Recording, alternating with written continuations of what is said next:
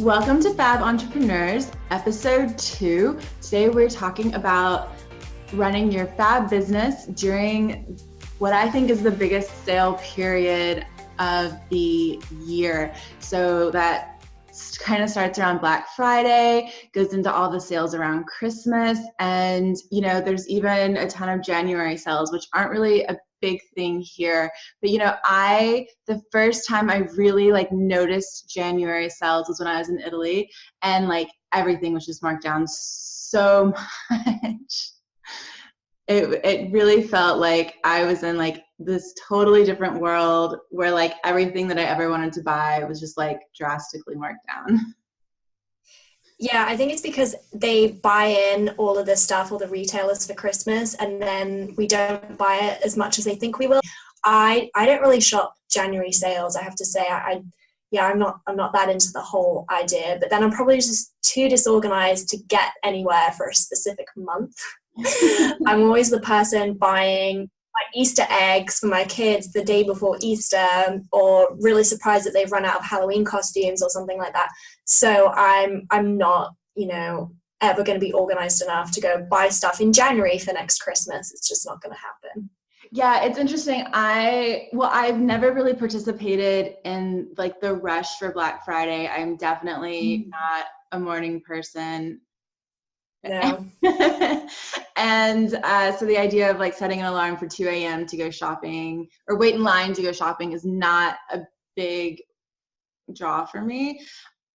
Well, there was a great picture that was circulating that was going around on Facebook and stuff. That it was a picture of the difference between America and England. And in America, it's the huge crowds breaking into Target or whatever in the morning. And then in England, it was 3 people queuing up in a line outside the store waiting for it to open. And I thought that pretty much just sums it up. Yeah, I've kind of stopped shopping sales in the last few years because I find that I'm not, if I can find a bargain, that's really exciting. But typically when stores have sales, I'm just going to see what's on sale. And then I'm oh, that's a really great price. And I don't really need to buy it,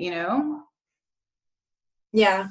I think it's different when you're running your business and you're an entrepreneur and you're trying to save money. I think it can be really smart that you wait for an offering or a coach that you've really wanted to work with to run a sale, because you can save so much money.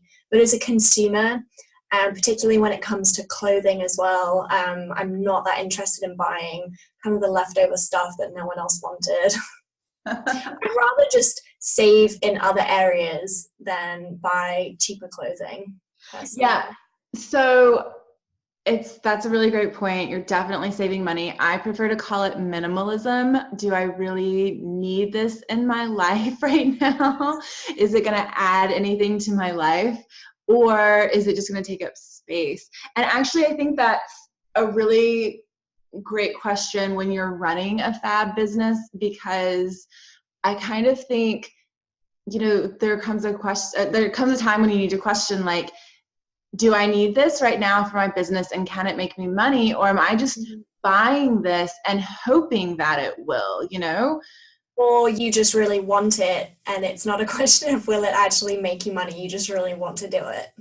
Well, and that's sort of the interesting thing. So as a knitwear designer, I have a stash of yarn. I also have a stash of fabric and notions and all of this and patterns and all stuff that I will use probably. But I think that's really is at what point is it a stash that I can use for my future business versus just hoarding stuff. Yeah. That's part of the reason that I don't really want to shop unless I need something, because otherwise it kind of is hoarding. Because I think that's the thing is a lot of people, whether you have fashion and it is yarn or fabric or accessories, and you have a whole case of beads or a whole case of makeup, it's how often are you using it? How often will you use it? Or is it just, a collection. I have all of those things that you mentioned. I'm a hoarder, and I feel like now, by the time I've reached 30, I've actually hoarded everything that I could possibly need for the rest of my life. So I need to just stop.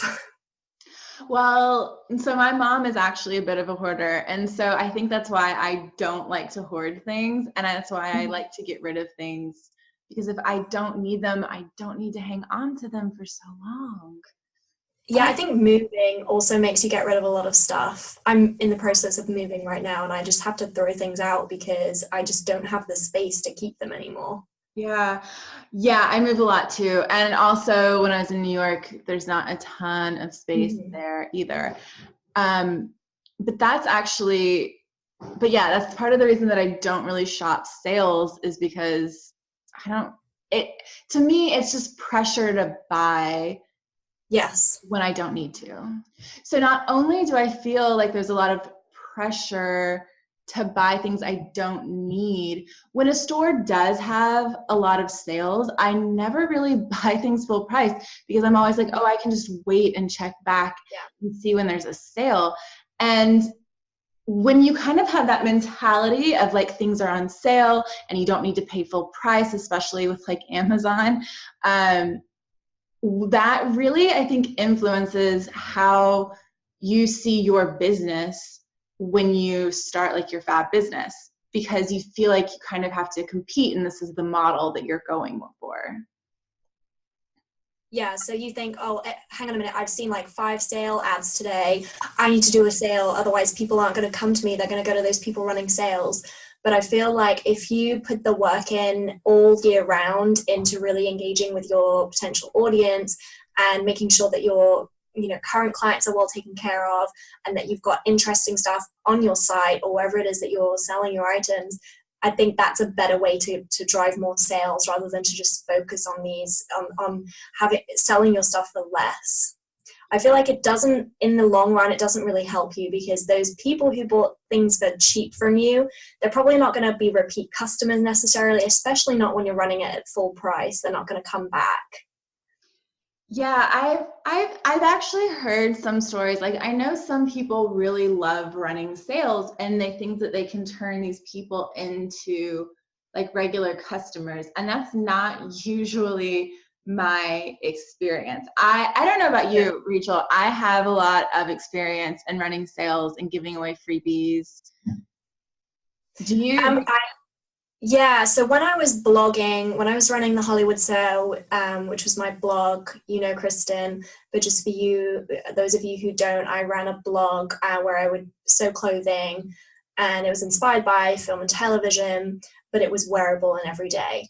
And I would host giveaways and freebies, and I'd do all of that stuff, and it never really, I felt like it was a nice thing to do, and I was like happy to give something to my readers, but I don't think it once ever gave me any kind of return on investment ever. So, but that's a very common business model in blogging, and I did jump on the bandwagon, but I wouldn't do it again. Oh, so actually I read a really interesting article, and I think it was in Vogue, but it was about why so many companies, especially beauty companies, give away things for free. And apparently that was the model for so many businesses. If you sign up with a bank account, you get like a free coffee pot maker thing. Because they can get the product in a smaller sample size. That's why when you buy something, you get like five perfumes in a tiny little size. And I can see why that would be.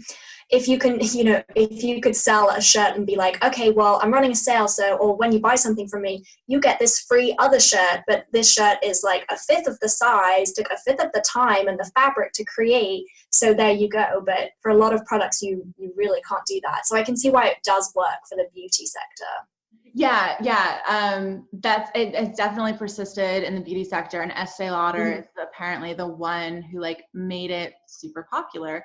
So when I started my design business with knitwear, the general advice is to offer some sort of freebie or discount to your mailing list in order to get people to sign up, right?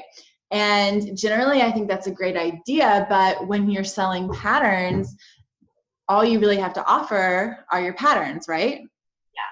And so I would offer a pattern for free. And the idea behind it is really great. The idea behind it being, that more people will see your pattern, more people will knit it, more people will exposure. Right. Exposure is Love really that the one. key. And actually if you can get that to work for you, that's amazing. I actually have, I made like a Christmas little cozy, that wraps around your coffee mug. And I gave it away for free. And I actually checked yesterday. It was downloaded 1,101 times last December. Nobody, not a single person made it or shared it or did anything. They all just downloaded it. And yeah, I can see how that would happen because psychologically this has no value. Right. So why are they going to waste the yarn and the time on something that's not good enough to have been, paid for?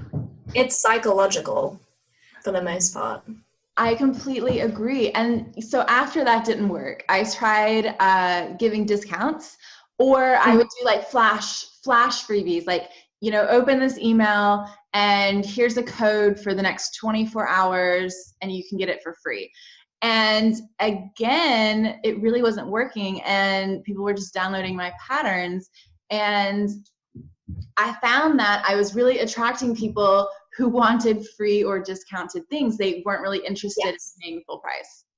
Or in my case, when I was first starting out, I would offer discounts. If you bought maybe 4 prints or more, I would offer like a 15% discount. And I found that actually these people had found me, they'd liked my work, they'd reached out to me, and I was offering them a discount when they didn't even request a discount. And I noticed that when I did, they suddenly started questioning my ability and the quality of my product, and kind of put me in the position of being not a newbie, because I was a newbie, even though I had experience in corporate. It was a new business that I was running myself, but made me kind of feel like I had to prove myself to them. And I wonder whether if I hadn't offered those discounts at the very beginning, whether I would have had the same experience. I think it was just a fear of not getting clients that led me to kind of like try and lure them in and be like, oh, I'll give you 2 for the price of 5 and things like that. And it's like, actually, that's not what they wanted. They probably spent a lot of time researching and took care to find me. And then I'm trying to give them like, I'm trying to like sell myself to them. And it's like, well, I already sold myself to you because you reached out and found me. Right. That's exactly the thing. So I still run sales now, if there's like a Black Friday sale, instead of like, a lot of people are like very specific and they're like, oh, starting from like Thursday at 5 p.m. to Saturday at 2 p.m., 15% off, whatever. And so I'm just like, whatever, like the whole week, like just whatever, whenever you feel like it, go in and get you a pattern for like 15% off or whatever. Yeah. But like, actually, I make more money when there's not a sale, when I'm not having a sale. Like literally I'll have a sale and no one will buy anything. And then like the day the sale ends, I'll sell like 5 patterns. And I don't understand. Yeah. I think it's a trap that you can easily get into where you're like, okay, well, everyone else is doing it. On top of that, I need to post something today and I don't know what to post. So, hey, I'll just post that I'm running this sale. And yeah, obviously a lot more goes into it than that. But it's also a way to like bulk out your like social media schedule, because then you can post about that 3 times a week. And so there you go. That's like solved 2 of your problems. You're getting more engagement, but are those new eyeballs actually leading to sales? Probably not. Right. And that's one of the really interesting things. I kind of stopped running sales because it's not really leading to anything, and it's just more work for me to run it and to promote it. And I could actually take that time and put it into something else. Well, that's the thing. When you're scaling your business, when you're at the beginning, your time is so important, especially when you're still making the product or providing the service yourself and you don't have a team of people that you can subcontract. It really is, you're losing out on time because you're selling your time for less money, because it's the time that you took to make that product or the time that you take to talk with your clients, and you are giving that away for free, and then you're not going to make that up in another area. So you really are doing yourself a disservice. For example, if you have a product that you're making and you've got some leftover samples or items that you've been using to make this product, then by all means, wrap those up into 5 smaller portions and sell them off. Like, you should sell those, instead of throwing them out. If you have leftover yarn, if you have leftover materials, definitely divide that shit up and sell it to people. But what I'm saying is, don't take the products that you've made, that you've put the same amount of time and effort and money into, and then go and sell them for less than they're worth, or you have decided to charge for them. Yeah, I think that's a really great point. Like, what is your work actually worth? Exactly. For me, and part of the reason that I was running so many sales at first and giving away stuff for free is because in terms of my digital products, once I create them, then they're created. And so it seems so much easier to part with them. But I still put in like many, many, many hours to get there. I coordinate testers, I pay for tech editors, I provide customer service, I answer questions. Like, just because my digital product is done doesn't mean I'm actually done. That's a really interesting point, because even though my designs can be sold digitally, they are on a disc or I can transfer them, I sell my designs only once. They're exclusive rights. So I don't really know that side of creating one digital product and then selling it multiple times. And it's really interesting to learn about that. Yeah, well, even when I sell to companies, the rights most of the time revert back to me. I actually only work with companies where the rights do revert back to me.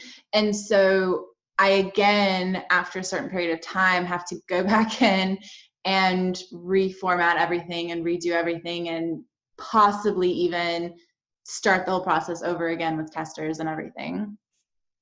Well, and it's interesting to know that the work still goes on. It's not a question of passive income. You've made this product and people are repeatedly buying it. There's still work that goes in past that point. And you have to work that into your price. And when you decide that you're going to run a sale, remember, you're still going to be doing that work.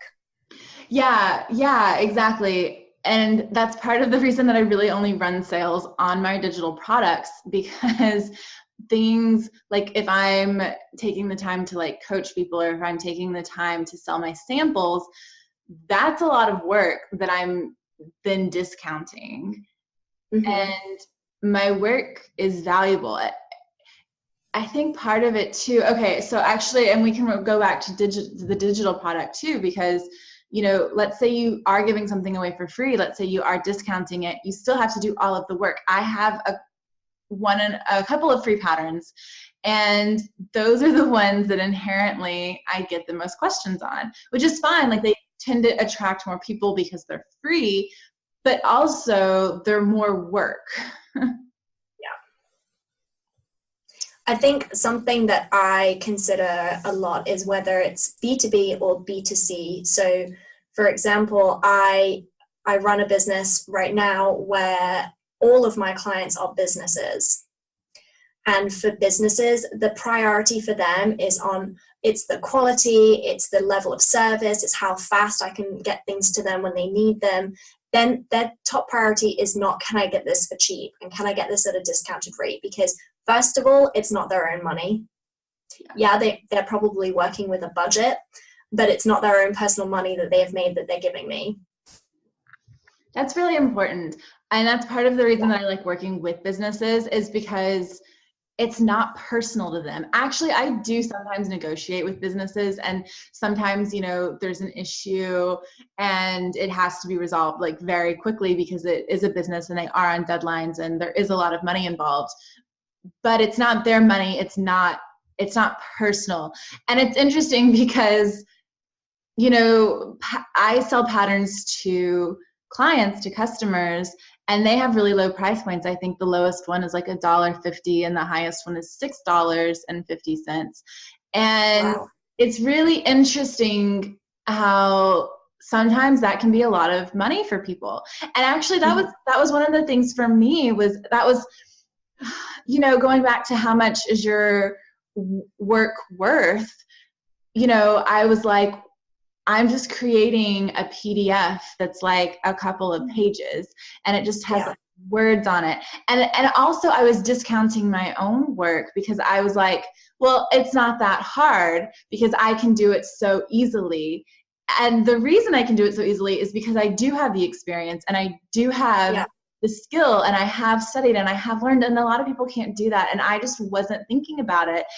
And I was like, like I wouldn't pay necessarily $6.50 for this, but that's because I can do it and I do it, But because I had that in my head, I was like, oh, it's so easy. Who would pay for it? I was like, here, guys, you can just have it for free. Discount. Yeah, it's all about your mindset and what you think it's worth and what you think people would pay for it or what you would pay in their situation. But it's true, you can't really price your products that way because you don't need your product. Right, exactly. And that's part of the reason that I love working with companies is because suddenly you realize what your product is worth.